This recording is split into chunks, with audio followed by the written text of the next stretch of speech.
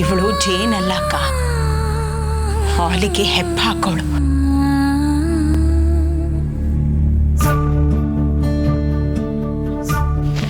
ಏನೇನ್ ಮಾಡಿ ನನ್ನ ಮಗನ್ ಬಾಳ್ ಹಾಳು ಮಾಡ್ಬೇಕು ಅಂತಿದ್ಯೋ, ನಮ್ಮ ಮನೆಗೆ ಮಸಿ ಬಳಿಬೇಕು ಅಂತಿದ್ಯೋ ದೇವರಿಗೆ ಗೊತ್ತು.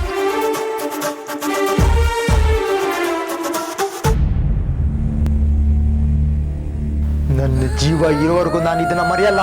ನನ್ನ ಮುಂದೆ ನಿಂತ್ಕೊಳ್ಳೋ ಯೋಗ್ಯತೆನೂ ಇಲ್ಲ ಕಣೆ ನಿನ್ಗೆ. ನಿನ್ನ ಹತ್ರ ಮಾತಾಡೋಕ್ಕೂ ನನಗೆ ಅಸಹ್ಯ ಆಗುತ್ತೆ. ಛೀ!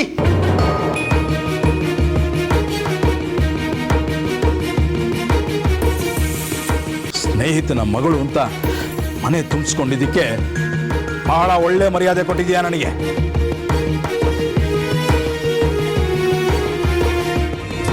ಇರ್ಬೋದು ಕಣೆ, ಅದಕ್ಕೆ ಹಾಗಾಗಿರ್ಬೇಕು.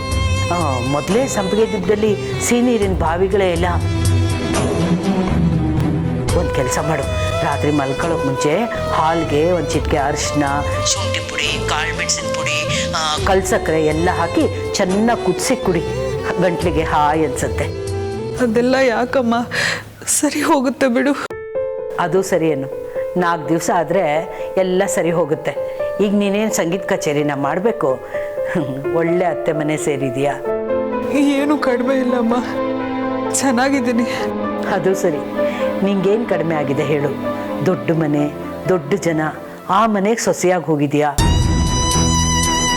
ಅಲ್ಲೆಲ್ಲರೂ ನಿನ್ನನ್ನು ಪ್ರೀತಿಯಿಂದ ನೋಡ್ಕೊಂಡಿರ್ತಾರೆ. ಅದರಲ್ಲಂತೂ ನಮ್ಮ ನರಸಿಂಹ ನಿನ್ನನ್ನು ರಾಜ್ಕುಮಾರಿ ಥರ ನೋಡ್ಕೊಳ್ತಿರ್ತಾನೆ ಅಲ್ವಾ? ಆಮೇಲೆ ಮಾಡ್ತೀನಮ್ಮ ನಿಂಗೆ.